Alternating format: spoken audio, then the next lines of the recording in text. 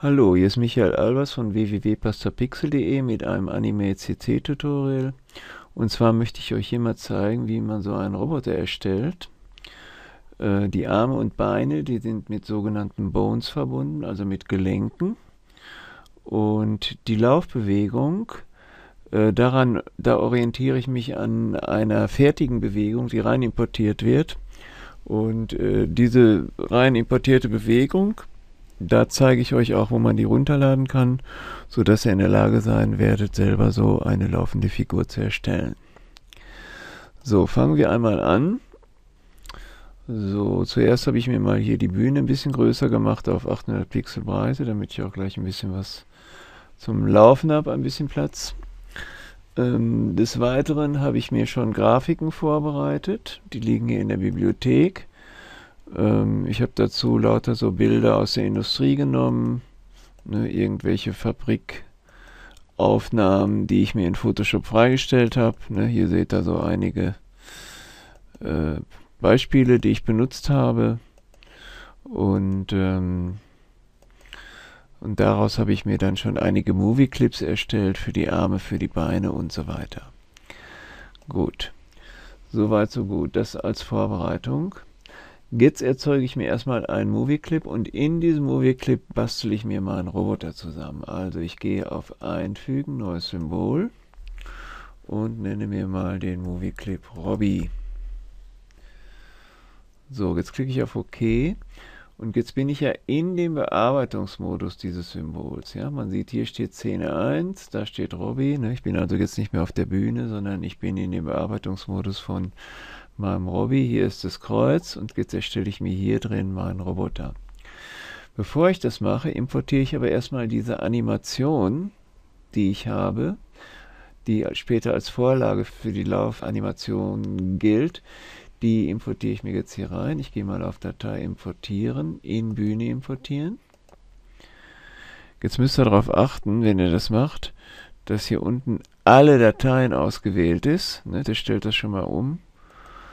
Und jetzt habe ich hier eine SWF-Datei, Vogue Power SWF. Die könnt ihr bei mir auf der Homepage runterladen. Und die habe ich jetzt hier rein importiert. Jetzt sehen wir hier diese einzelnen Bilder dieser Laufbewegung. Was mich allerdings jetzt ein bisschen stört, der Registrierpunkt, der ist hier so sehr weit außerhalb. Und das möchte ich jetzt ändern. Ich möchte also, dass meine Figur hier mehr auf dem Registrierpunkt liegt. Deswegen klicke ich mal hier auf mehrere Bilder bearbeiten. Dann hier auf Markierungsbereich alle. Ich nehme mein Auswahlwerkzeug, ziehe einen Rahmen auf. Jetzt kann ich aus allen Bildern alles auswählen und mir hier so hinschieben. Ne, dann liegt der Registrierpunkt da mehr in der Mitte und dann stelle ich hier alle Bilder bearbeiten wieder aus und jetzt habe ich hier meine Vorlage für die Laufbewegung. Ja, die dient mir später als Vorlage, die sperre ich jetzt erstmal und jetzt erzeuge ich mir eine neue Ebene und auf dieser Ebene baue ich mir jetzt meinen Roboter zusammen. Wie gesagt, ich habe mir schon einige Teile hier zusammengebaut aus Movie Clips. Das müssen alles Movie Clips sein, ja. Ich habe zum Beispiel hier ein Body-Element, das ziehe ich mir jetzt hier auf die Bühne, das ist der Körper.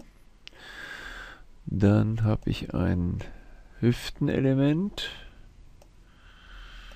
das ziehe ich mir dahin.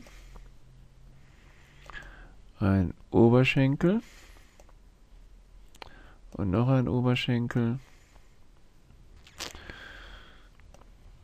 Der kommt dahin, der kommt dahin. Ne, ihr müsst, wenn ihr diese Movie-Clips erstellt, dann müsst ihr euch hier auch an die Maße halten, ne, dass sie genauso lang sind, so einigermaßen. Unterschenkel. Schuhe habe ich 2 Stück.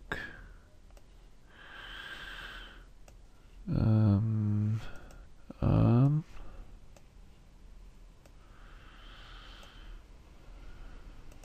Body, Hals, Kopf, Hand, Hand.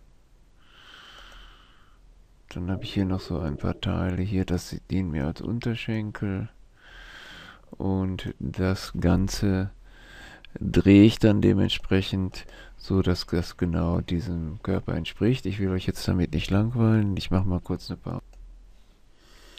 So, ich habe das jetzt hier alles so halbwegs zusammengebaut und auf die richtigen Positionen gedreht. Ich mache jetzt hier so ein bisschen noch die Feinarbeiten. So, dann die Hand da drauf. So. Diese Beine, die schiebe ich mir ruhig ein bisschen auseinander, damit ich später da mit den Bones an das eine und an das andere Bein komme. Ich kann alles später im Nachhinein noch korrigieren. Ich kann also später im Nachhinein das ganze Bein verschieben und korrigieren. Wichtig ist erstmal, dass hier alles einigermaßen passend aufeinander liegt, den richtigen Winkel hat. So weit, so gut. Das wird der Hals, der kommt da oben dran. Und auch die Reihenfolge, welches Element über welchem liegt, auch das wird dann später noch korrigiert. So, jetzt fangen wir an mit den Bones. Ich nehme mal hier wieder das Fallwerkzeug. Hier liegt jetzt mein Roboter. Hier ist meine Ebene mit der Vorlage. Hier ist meine Ebene, wo jetzt die ganzen einzelnen Movie-Clips liegen. Ne? Also jedes Teil, jedes Körperteil ist ein Movie-Clip. Jetzt nehme ich das Bone-Werkzeug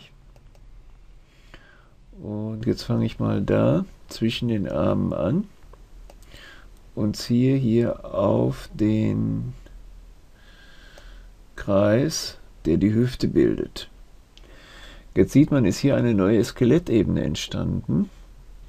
Und auf dieser Skelettebene werden jetzt diese beiden Movie-Clips, also der Körper und die damit verbundene Hüfte, die werden auf diese Ebene gelegt und alle anderen Movie-Clips liegen auf der Ebene darunter. Damit ich an diese anderen Teile besser drankomme, schiebe ich mir jetzt die Skelettebene einfach mit gedrückter Maustaste nach unten. Jetzt liegen alle anderen Teile da drüber und ich komme viel besser da dran. So, am besten man vergrößert sich immer schön die Ansicht. Ich mache das mit Steuerung Leertaste. Und jetzt nehme ich mir das Bone-Werkzeug, das ist übrigens die Leertaste für die Hand. Jetzt nehme ich mir das Bone-Werkzeug, ziehe das einmal auf den Hals, und zwar da, wo der Hals sich drehen soll. Und dann da einmal auf den Arm und auf den anderen Arm. Jetzt gehe ich mal hier so ein bisschen nach unten. Jetzt muss ich die Ansicht ein bisschen verkleinern. Das mache ich mit Steuerung Alt Leertaste. Und jetzt ziehe ich von da nach da und von da auf die Hand. Gleiches dann hier. Von da auf den Arm, Leertaste für die Hand und von da auf die Hand. Jetzt nehme ich den Punkt, ziehe den auf das Bein, auf das andere Bein, genau da auf den Drehpunkt.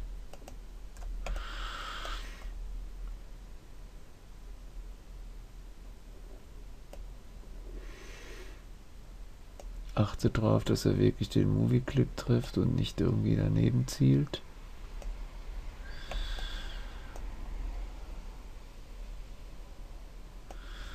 Von da auf den Schuh und von da auf den anderen Schuh. Und zwar immer genau da, wo sich das Ganze drehen soll. Zuerst müssen wir mal Folgendes machen. Ich möchte nicht, dass sich dieser Punkt und dieser dreht. Ja? Die sollen starr sein. Deswegen klicke ich jetzt mal den Bone an, gehe ins Eigenschaftenfenster und deaktiviere mir die Gelenkdrehung. Dieses Gelenk wird deaktiviert und dieses Gelenk wird deaktiviert. So.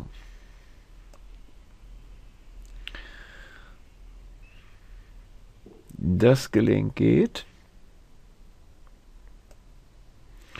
Das geht auch. Auch der Hals geht.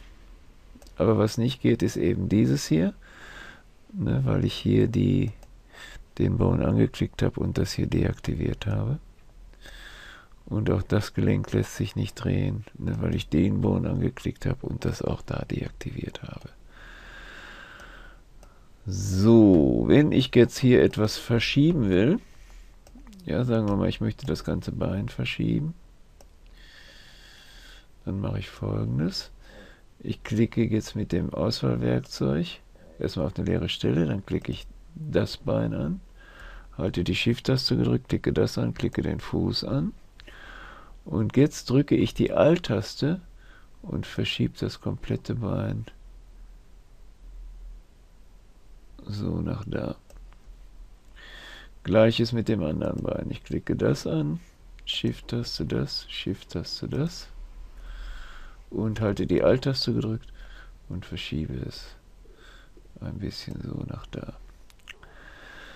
Wenn ich einen Drehpunkt verschieben will, dann mache ich das mit dem Transformieren-Werkzeug. Mit dem hier.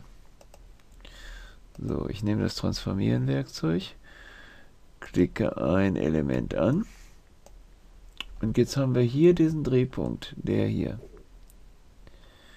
Und den kann man verschieben. Wenn ich jetzt mal wieder mein Auswahlwerkzeug nehme und da drauf klicke, dann sieht man, ne, dass der Drehpunkt sich genau dahin verlagert hat. Ne? Super, so, wenn wir das jetzt alles schön fertig haben, dann blenden wir mal eben das Skelett aus. Und jetzt schauen wir uns mal an, welches Bein liegt vorne, welches hinten, welcher Arm liegt vorne. Also das Bein liegt vorne, der Arm liegt hinten. So. Jetzt blende ich mir das wieder ein, nehme den Arm, Shift-Taste, Shift-Taste und sage modifizieren, anordnen in den Hintergrund. Ne? Jetzt liegt der Arm hinten und das gleiche mache ich jetzt mit dem Bein hier. Ich klicke hier wieder mit der Shift-Taste die einzelnen Movie Clips an, aber klickt auf die Movie Clips, nicht auf die Bones. Shift-Taste, Shift-Taste und dann wieder modifizieren, anordnen in den Hintergrund. So, ja, jetzt liegen auch hier bei meinem Roboter die Beine vorne, die wirklich vorne liegen sollen. Und jetzt geht's los mit der Animation. Jetzt habe ich ja hier super meine Vorlage. Ich blende mal hier den Roboter aus. Da oben die Ebene, die kann ich übrigens jetzt auch löschen, die ist ja leer. So, und jetzt gucke ich mal, wie die Bewegung sich hier so entwickelt.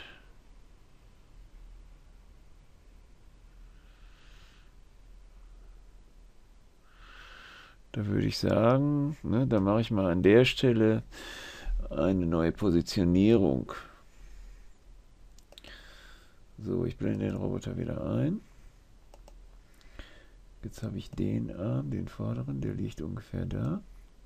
Und der Arm, der hintere, der liegt ungefähr da so. Es haut nicht so genau hin, weil der Oberkörper bei der Vorlage sich ein bisschen dreht. Ich muss doch immer ein- und ausblenden, um zu sehen, was ist das vordere Bein. Ne? Das vordere Bein ist das hier.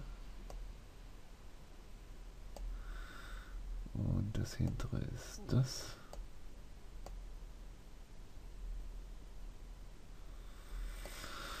So, jetzt blende ich mal wieder aus. Guck mal weiter, wie das hier so weitergeht. Ja, das könnte wieder ein guter Punkt sein für eine neue Positionierung. Ich nehme mal hier die Hand und schiebe das noch da so. Ne, wie gesagt, bei dem Arm ist das ein bisschen schwierig. Man hätte vielleicht die Arme ein bisschen mehr in die Mitte ziehen müssen. Ne, wäre besser gewesen jetzt hier bei dem. Ich gucke nochmal eben, welcher vorne liegt. Ne, der vordere ist jetzt der hier.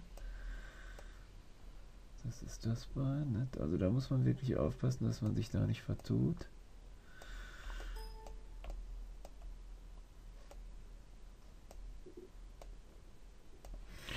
Und dann macht man sich die anderen beiden Bewegungen noch und dann ist man fertig. Ne? Also die anderen beiden Bewegungspunkte muss man auch mal wieder gucken, ne? Wann schlägt das hier wieder um? Ja, da könnte wieder einer hin. Ne? Und den letzten Punkt, den kopiere ich mir einfach. Ne? Ich gehe jetzt hier in das erste Schlüsselbild. Ich klicke da mal mit der Steuerungstaste drauf, damit nur das ausgewählt ist. Klicke dann nochmal mit rechts da drauf und sage Pose kopieren. Und dann gehe ich in das hintere Bild rein und sage Pose einfügen. Und jetzt müsste meine Laufbewegung eigentlich fertig sein.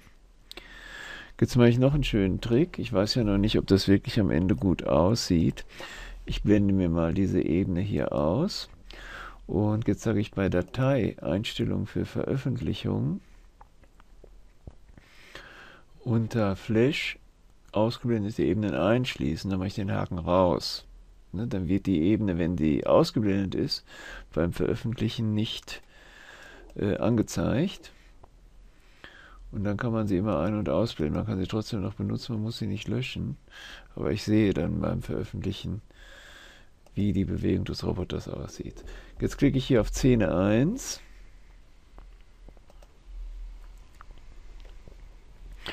Und jetzt ziehe ich mir mal einen Robby auf die Bühne. Und so, das ist er. Er ist ein bisschen groß. Ich muss den mal ein bisschen kleiner machen. Und jetzt mache ich mal Steuerung Enter, um zu gucken, wie das Ganze aussieht. Jo, das sieht ja schon ganz gut aus. Aber da kann man bestimmt noch ein bisschen nachbessern. Ne, da muss man in dem einen oder anderen Frame nochmal gucken, die Fußbewegung noch ein bisschen besser positionieren, vielleicht auch so einen Kopfbackel damit einbauen. Ne, aber im Großen und Ganzen ist es das. Und wenn ich jetzt möchte, dass hier mein Roboter auf der Hauptbühne von hier nach da läuft, mache ich mir hier einfach ein Tweening hin, entweder ein Bewegungstween oder ein klassisches Tween. Und schiebe den am Anfang da an die Bühne und am Ende dann ans andere Ende. Und dann mache ich mal wieder Steuerung Enter und gucke, wie das aussieht. Ne? Und jetzt läuft er hier immer so von links nach rechts über die Bühne. Ja, das war's. Ne? Viel Spaß damit. Besucht meine Homepage. Wenn euch das gefallen hat, macht mal den Daumen hoch. Euer Michael Albers von www.pastorpixel.de